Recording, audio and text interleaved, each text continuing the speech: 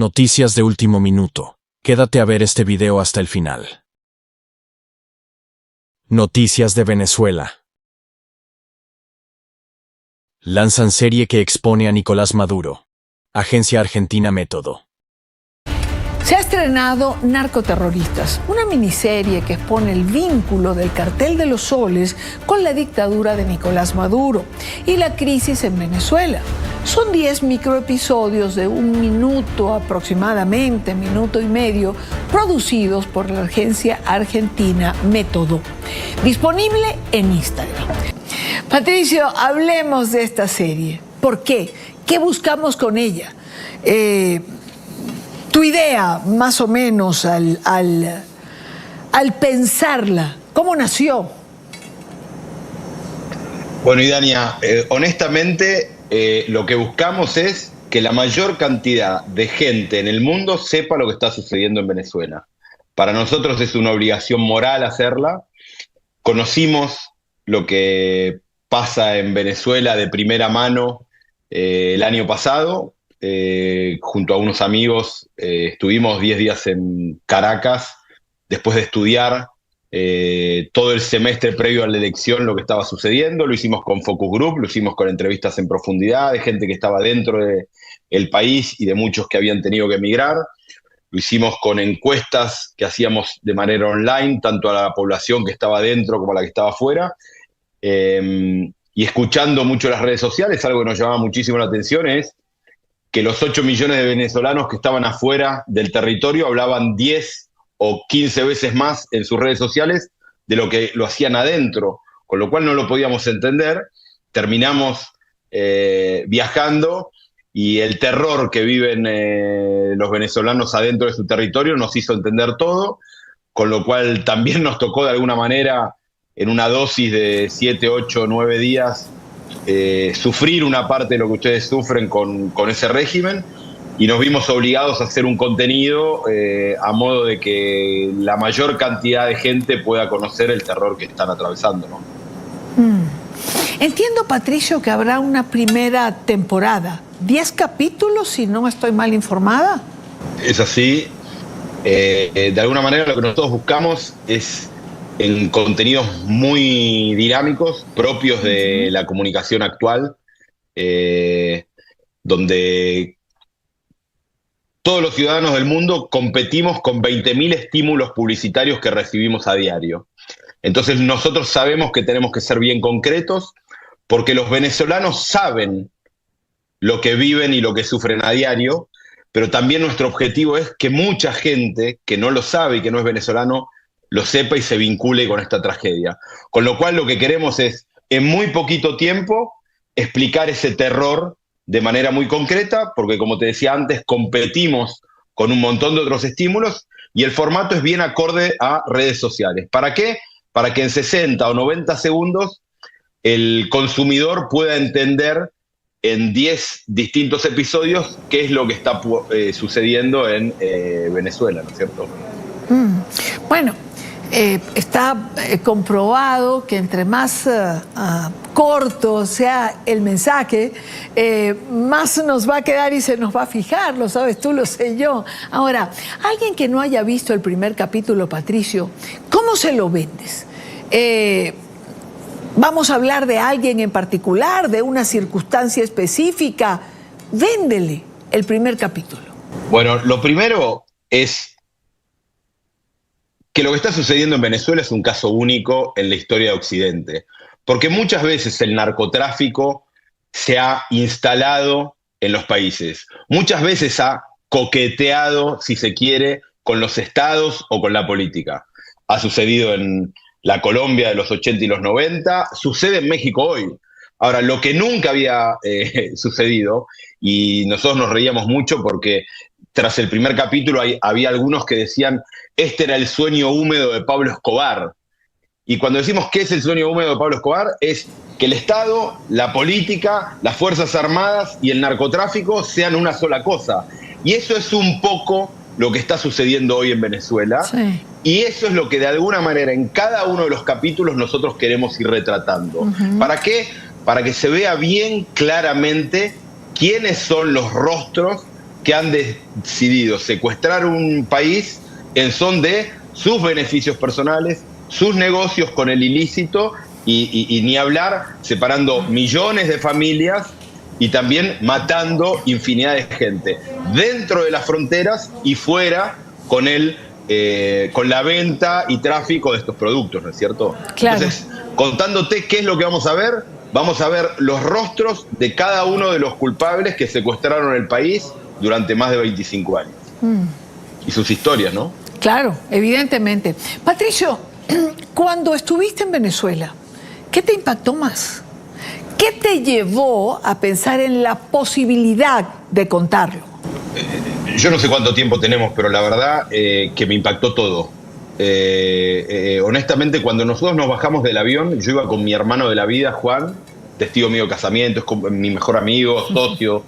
El recibimiento fue de un nivel de hostilidad brutal, porque a nosotros nos sacaron los pasaportes, nos tuvieron 2, 3, 4 horas incomunicados, sin los teléfonos, revisaron nuestras maletas, por supuesto sin consentimiento, sin que nosotros lo sepamos.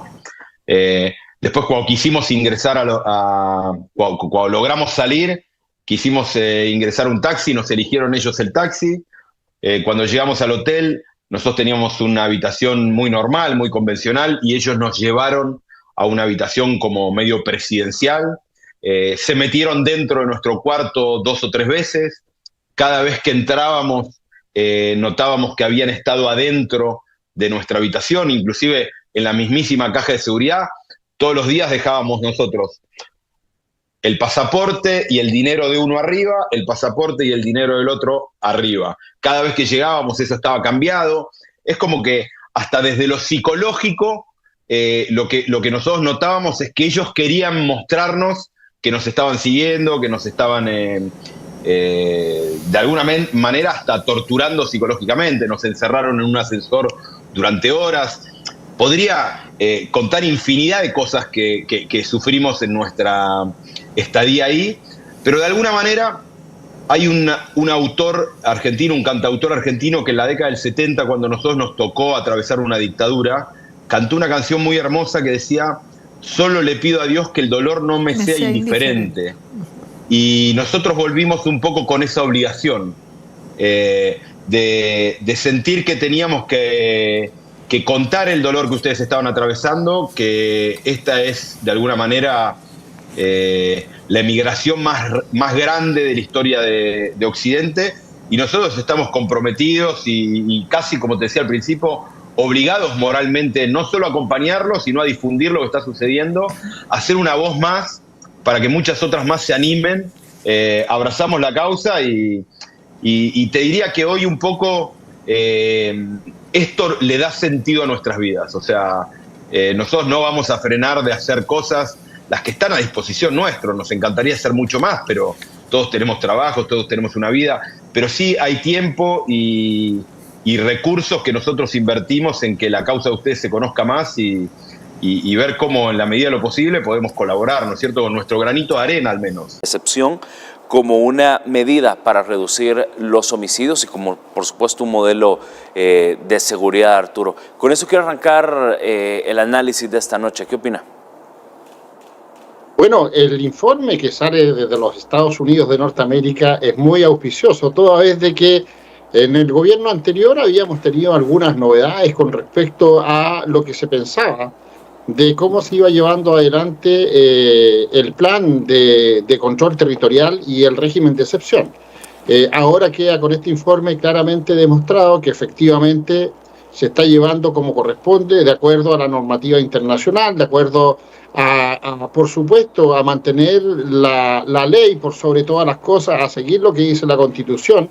Y los organismos internacionales que tienen que ver con los derechos humanos y que no se pasen, ¿cierto?, a atropellar ciertas garantías de los ciudadanos, se está cumpliendo como corresponde. El régimen de excepción ha sido admirado internacionalmente, ha sido admirado por los Estados Unidos de Norteamérica y también, en realidad, por la comunidad internacional. Por lo tanto, También en el informe se dice que esto ha contribuido eficazmente a rebajar y a reducir todo lo que es la criminalidad en El Salvador, pero también ha contribuido a llevar paz, bienestar y libertad al pueblo salvadoreño. Así que estamos felices porque ese informe, una vez más, demuestra que todo lo que se está haciendo en El Salvador se está haciendo bien, y teníamos razón en que se iba a llevar adelante de muy buena manera por parte de la planificación que está, ¿cierto?, realizando el presidente Nayib Bukele, por la colaboración de los poderes del Estado, por lo que está, ¿cierto?, también llevando adelante el ministro Villatoro, ministro de Justicia, ¿cierto?, y Seguridad, y también, por supuesto, el ministro de Defensa, el ministro Merino Monroy, que han colaborado, ¿cierto?, estrechamente para que esto vaya conforme a lo que establece la ley y conforme a lo que el presidente Nayib Bukele quería lograr. Y esto también lo hemos visto durante esta semana, como de la mano de la seguridad va el desarrollo del país. La noticia internacional, la que ha recorrido también la inauguración y la puesta en funcionamiento de este puente colgante, etcétera, etcétera. Por lo tanto, muy buenas noticias para El Salvador con este informe reciente. Por supuesto. Creo que uno de los temas que me llama mucho la atención es que no se trata de cualquier informe y no se trata, por supuesto, de un país, digamos, pequeño, un país que está en progreso, un país que de pronto... no se trata de cualquier país, se trata de los Estados Unidos, que ha dicho a través del Departamento de Estado de los Estados Unidos este informe anual de derechos humanos, donde reconoce precisamente la reducción histórica en las cifras de violencia, en las cifras de homicidio aquí en El Salvador. Así es. No, y no solo eso, también hay una comparativa de lo que ocurría, ¿cierto?, en años anteriores. Se habla del 2014, se habla de las relaciones que tenían los gobiernos anteriores con las pandillas, de los dineros, ¿cierto?, la malversación de fondos que existía. Por lo tanto, es un informe que, aparte de haber llamado la atención a quienes trabajamos en el ámbito de las asesorías y la seguridad, también nos confirma de que efectivamente el hermano mayor, como se le suele llamar a los Estados Unidos de Norteamérica, está, ¿cierto?, mirando, está con los ojos puestos en El Salvador, y por eso también todo el apoyo y todas, ¿cierto?, las garantías que tiene El Salvador de ahora en adelante para poder desarrollar sus proyectos, valga la redundancia, de desarrollo, de que el país, ¿cierto?, avance en la senda correcta para que el pueblo, la población, ¿cierto?, tenga el bienestar que tanto tiempo y por tantos años fue anhelada. Así que nos alegramos nosotros por este tremendo informe. En el fondo, el resultado del informe da a conocer de que El Salvador cumplió, ¿cierto?, con una tremenda etapa que era sacar al pueblo de esta ola de criminalidad, esta ola de delincuencia, y también da a conocer, ¿cierto?, la profesionalización de todos sus estamentos, del Poder Judicial, del Congreso mismo, del Gobierno, de las Fuerzas Armadas y, por supuesto, la Policía Nacional Civil. Claro. Arturo, desde su punto de vista, ¿cómo quedan las críticas de la oposición al régimen de excepción?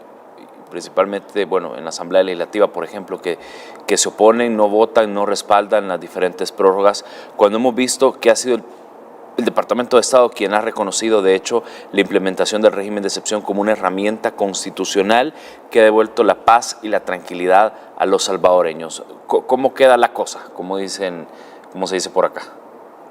Bueno, ahí vimos la votación, es cierto, en el Congreso, de las personas que se opusieron o que se están oponiendo siempre, pero son los mínimos en realidad. Sí.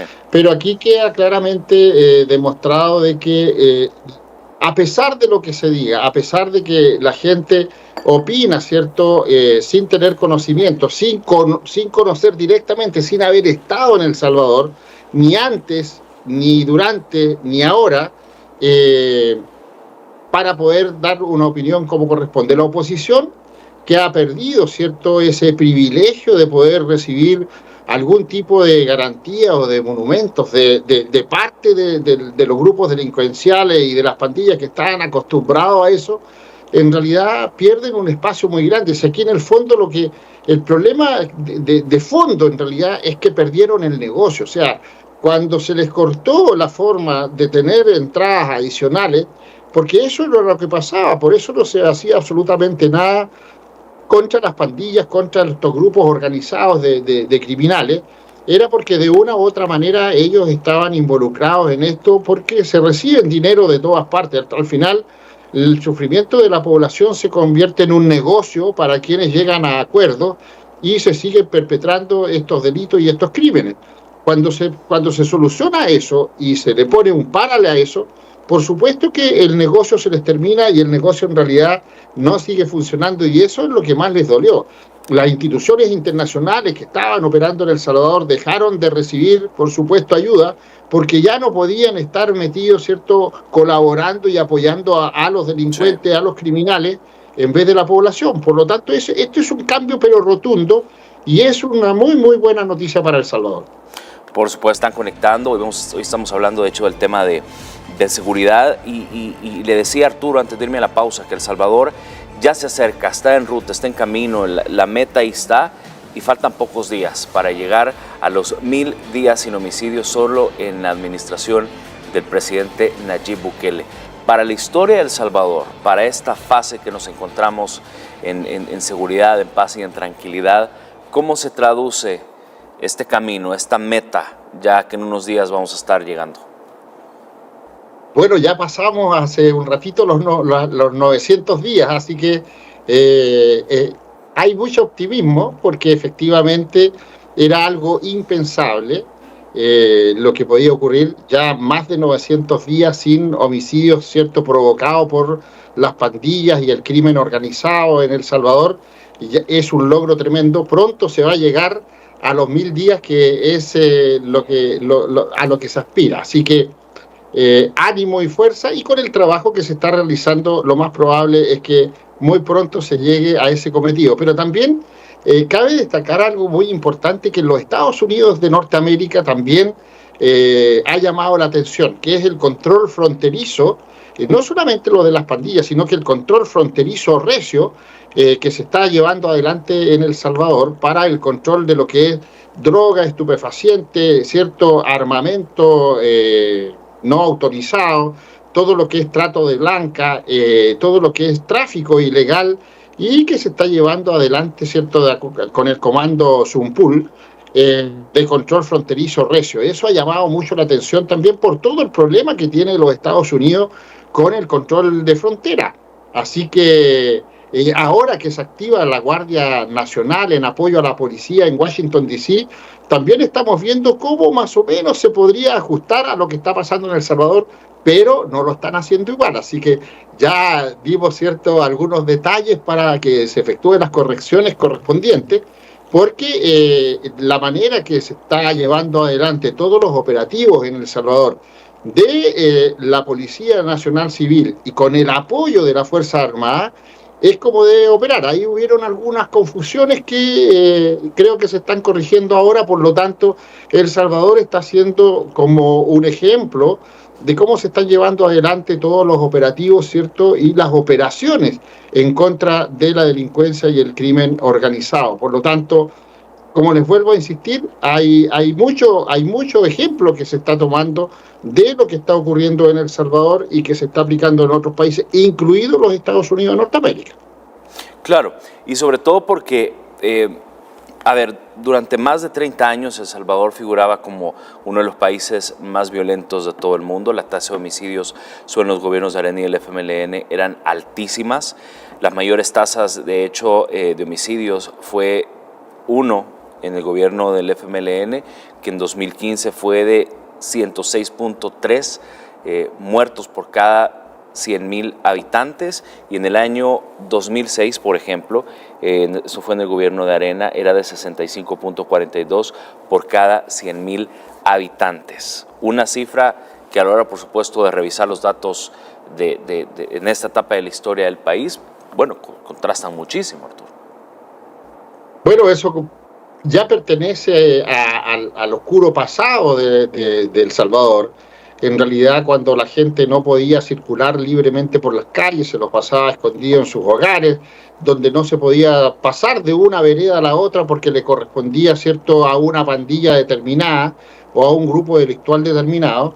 Eso ya se terminó, ya quedó en el pasado, y es de esperar que esto se mantenga en el tiempo, es de esperar que con todas estas reformas también que están viniendo en El Salvador, que están, ¿cierto?, llevándose adelante, sea realmente para beneficio de la población, y es la población la que debe de votar, ¿cierto?, y debe decir si acepta o no que se siga llevando adelante lo que es el régimen de excepción y todo el proyecto que está llevando adelante de desarrollo, proyecto país que está llevando adelante el presidente Bukele con su equipo. Por lo tanto, los cambios han sido radicales, han sido fundamentales, pero han sido en beneficio de la población, que es lo más importante. Y eso llamó mucho la atención también a nivel internacional, y vale la pena decirlo. El presidente Bukele está gobernando para la mayoría de los ciudadanos, o sea, para todos los ciudadanos de El Salvador, y no para un grupo pequeño específico, ¿cierto?, que se veía beneficiado antes con los demás gobiernos, tanto el del FMLN como el de Arena, sino que el presidente Bukele está gobernando para todos, incluido, nos llamó la atención cuando apoyó a unas instancias de los desmovilizados guerrilleros, ¿cierto?, que estuvieron operando, también el presidente Bukele los consideró. Entonces, es un asunto muy importante lo que está ocurriendo en El Salvador en cuanto a cómo se va llevando adelante la nueva forma de hacer política.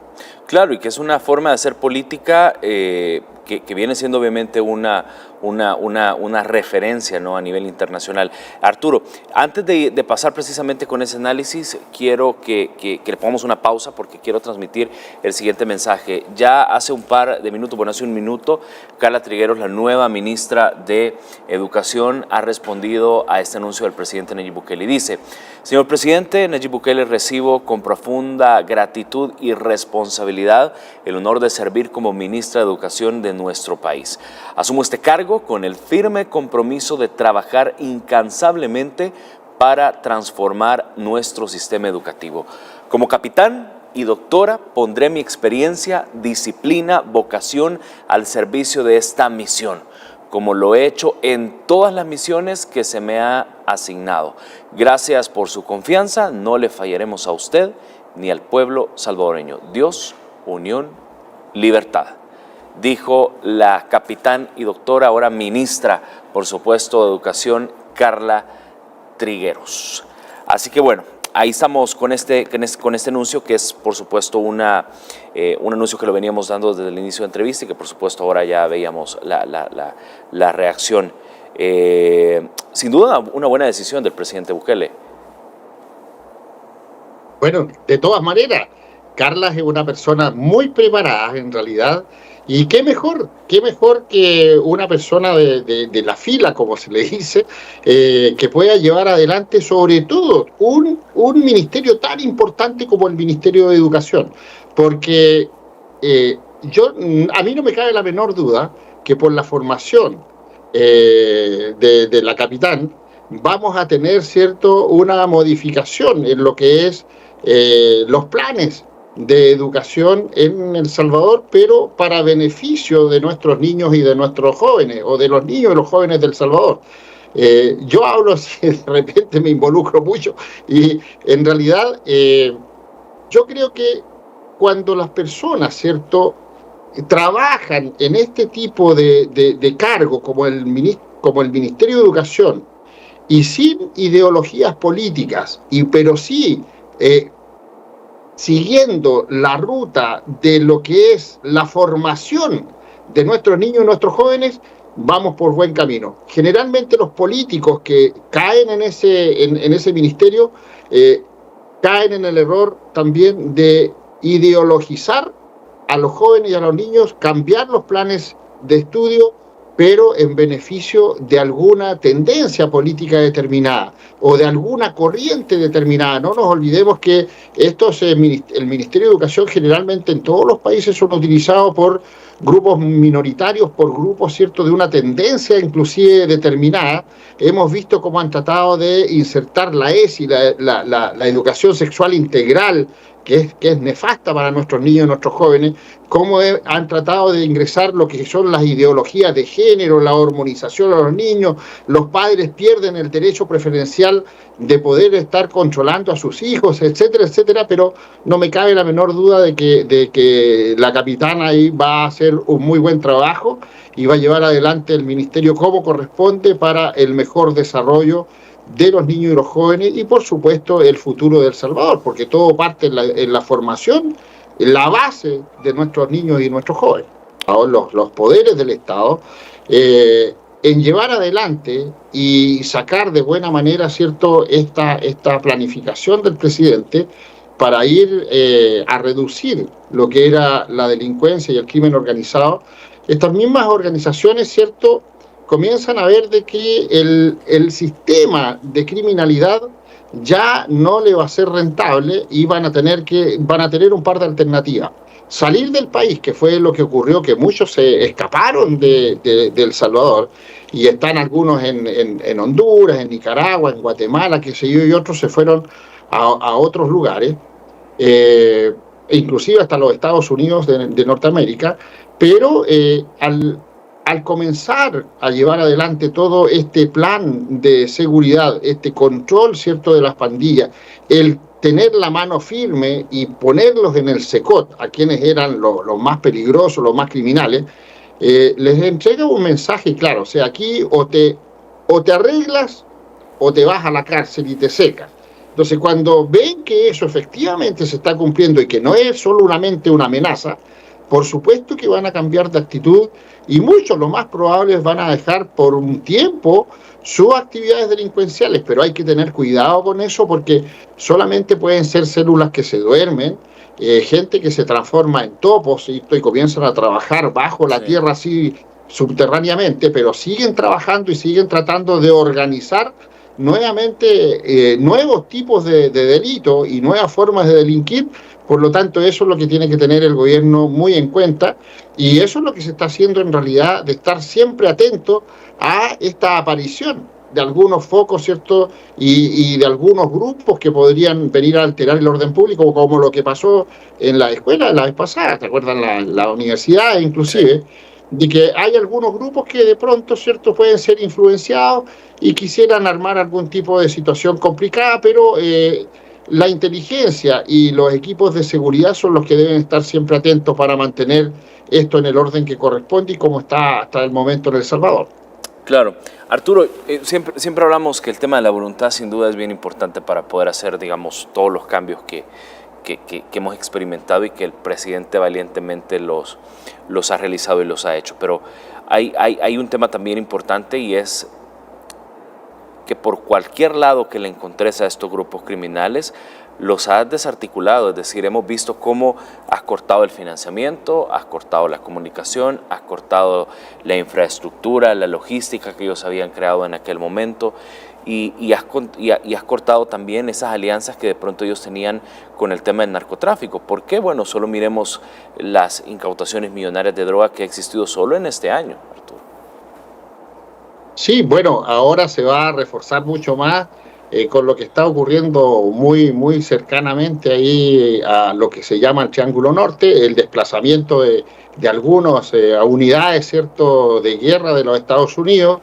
Hoy día hubo mucho movimiento también aéreo por algunas situaciones que se están previendo y se están preparando ahí, pero lo que sí ha llamado la atención y tenemos que recalcarlo nuevamente es el trabajo incansable que está haciendo la Marina de Guerra de El Salvador en trabajar en aguas internacionales para parar lo que es el flujo de embarcaciones que no solamente van con cargamentos de droga, sino que con armamento de guerra y también con tráfico de personas. Entonces, este es un trabajo en conjunto, es un trabajo que se está haciendo muy, muy profesionalmente para que no llegue, ¿cierto?, este flagelo de la droga, este flagelo de las armas que andan, ¿cierto?, sin control en la calle. y que en El Salvador está en este momento muy, muy controlado, así que es de esperar que se mantenga ahí. Lo más difícil, como decíamos anteriormente, Armando, en otros programas, lo más difícil es mantener en el tiempo esto. Al principio puede ser fácil llegar a poder controlar a una población determinada, pero mantener el programa en el tiempo es lo que se hace difícil, porque o se relaja el sistema, se baja la guardia, o comienzan a haber algún tipo de influencia y puede, ¿cierto?, debilitarse el sistema. Por lo tanto, aquí lo que hemos visto desde el 2022, desde el 27 de marzo del 2022 a la fecha, es que se ha mantenido en el tiempo y se ha mantenido el régimen de excepción, y eso es lo que ha llamado también mucho la atención en la comunidad internacional, que tanto el pueblo salvadoreño, ¿cierto?, pide que se renueve mes a mes el régimen de excepción, están conformes con eso, no tienen ningún problema, no se han quitado libertades, no se ha violado la Constitución,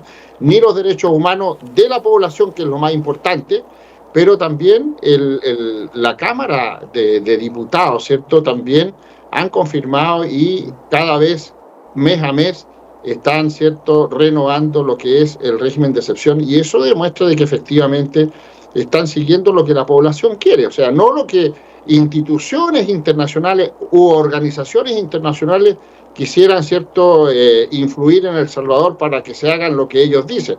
No, El Salvador es autónomo, está trabajando de acuerdo a lo que el presidente tiene planificado y a lo que la población, ¿cierto?, ha confirmado en todo esto.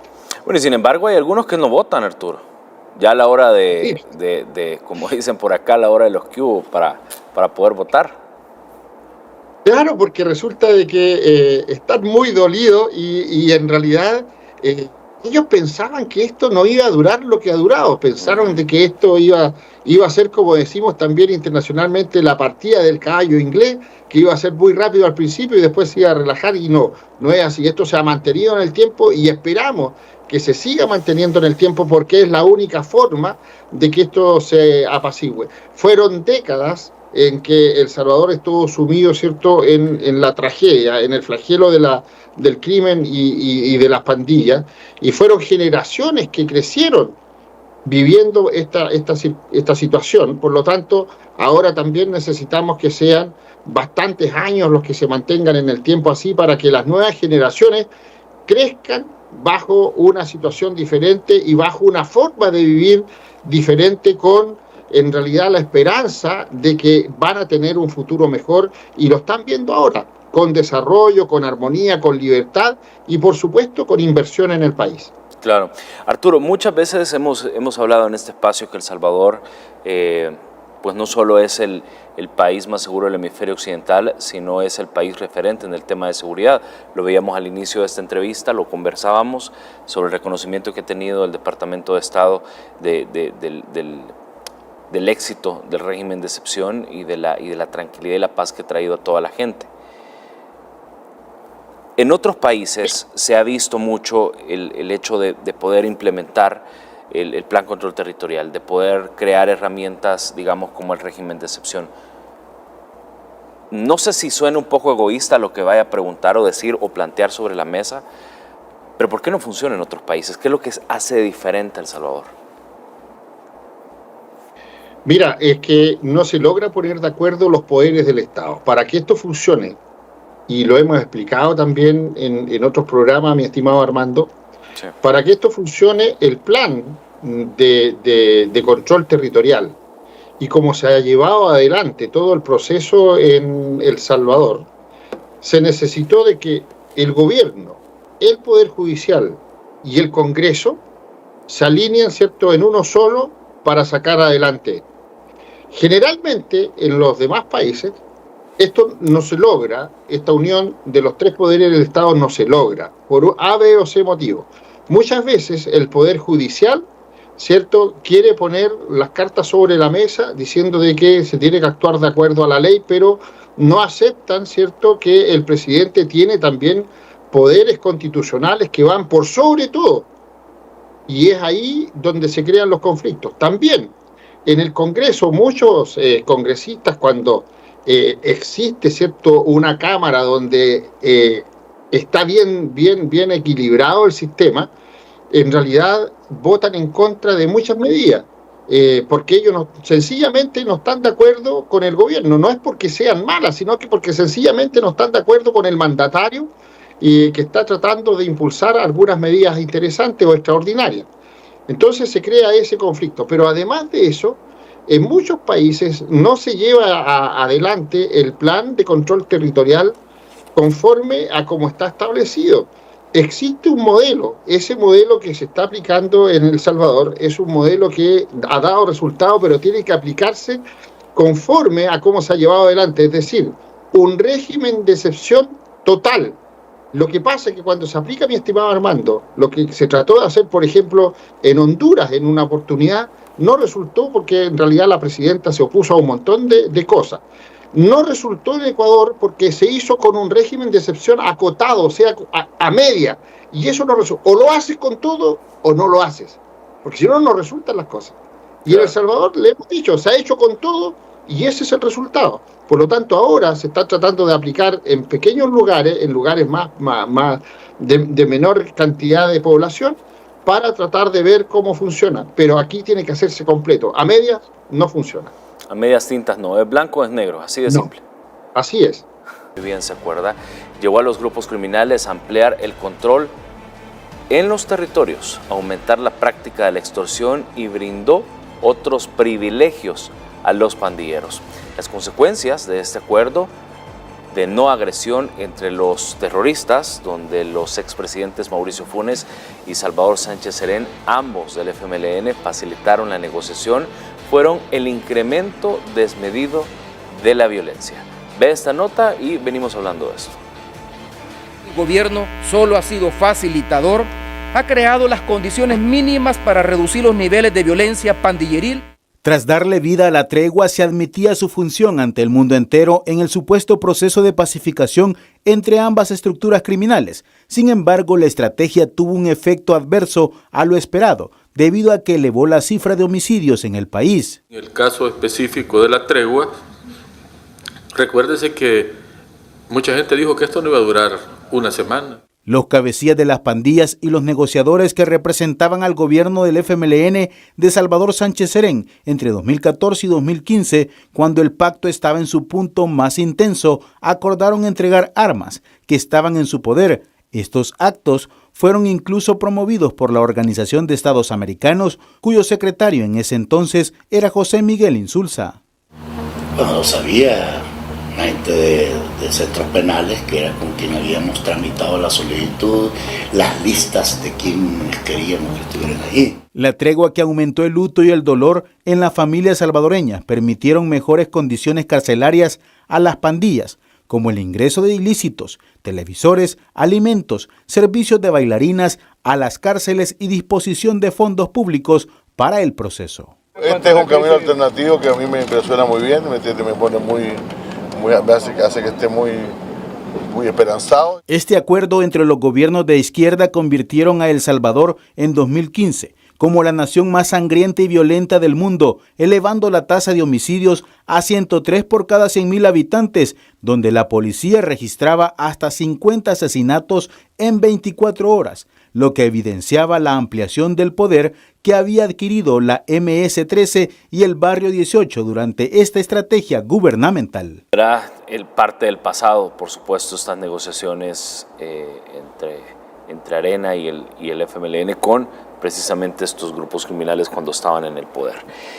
Y a esto hay que sumarle, mi querido Arturo, que de hecho ya se están enjuiciando a exalcaldes de la capital, como por ejemplo Ernesto Mason, y 4 personas más, quienes son señalados de negociar con estos grupos criminales, de negociar con las pandillas. De hecho, la audiencia está programada para dentro de 2 semanas, para 2 semanas en el juzgado de sentencia de San Salvador. Otros imputados por esto ha sido Benito Antonio Lara Fernández, exfuncionario, Ramón Aristides Valencia Arana, también exfuncionario del gobierno del FMLN, Wilson Alexander Arévalo Alemán y por supuesto Richard Luers, entre otros por supuesto vinculados a estas negociaciones entre autoridades con el gobierno. Yo creo que esto también es importante platicarlo y analizarlo, Arturo. ¿Cómo lo ve?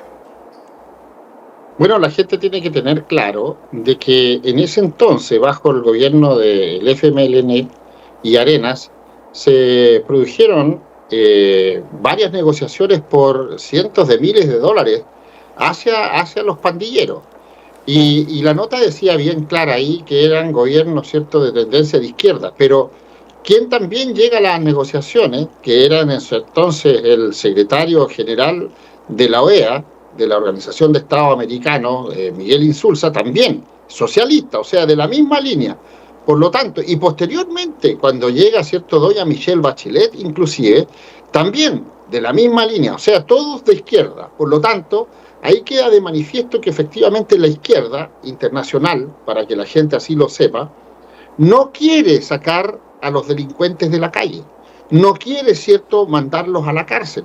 ¿Por qué motivo? Por una situación muy sencilla y que la gente tiene que entender esto.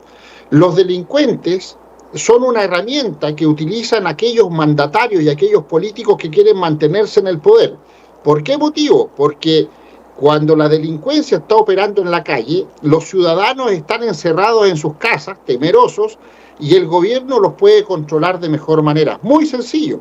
Por lo tanto, por eso se crean todas estas situaciones y no se avanza en absolutamente nada, porque a los políticos que no tienen ningún interés en apoyar a su población, les conviene que la gente esté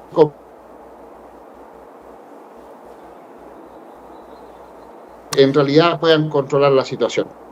Así es, totalmente de acuerdo.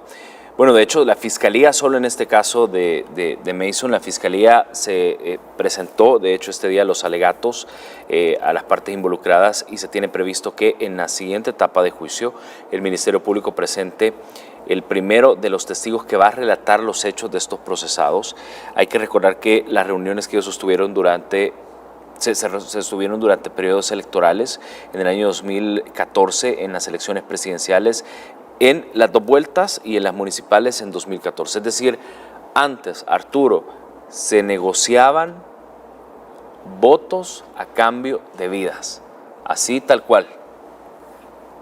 Sí, bueno, ese es el modus operandi, como te decía yo, de esta tendencia política que utilizan a los delincuentes para que ellos se perpetúen en el poder.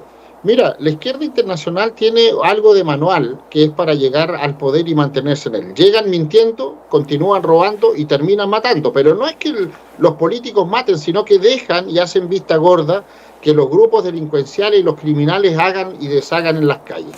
Pero posteriormente, para apoderarse y para que perpetuarse en el poder, vienen 2 últimas etapas que en El Salvador se estaba viviendo, que es el miedo y el hambre. Cuando la población en cualquier país pasa las 3 primeras etapas de la mentira, el robo y la muerte, y llegan a esas 2 últimas etapas, que es el miedo y el hambre, ya quiere decir que estamos sin vuelta atrás y que generalmente es muy difícil poder sacar del gobierno cuando las personas, ¿cierto?, ya llegan a esa instancia y la población comienza a pasar hambre y depende del gobierno para que pueda seguir viviendo. Por lo tanto, efectivamente, estas negociaciones que se hacían para que las vidas de las personas sean canjeadas o que las tengan en sus manos para que las mantengan con miedo, en realidad es un elemento de negociación en la política.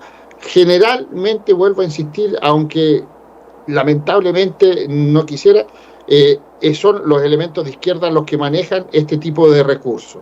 La delincuencia para ellos es una herramienta más para poder controlar las masas y para poder controlar a la población.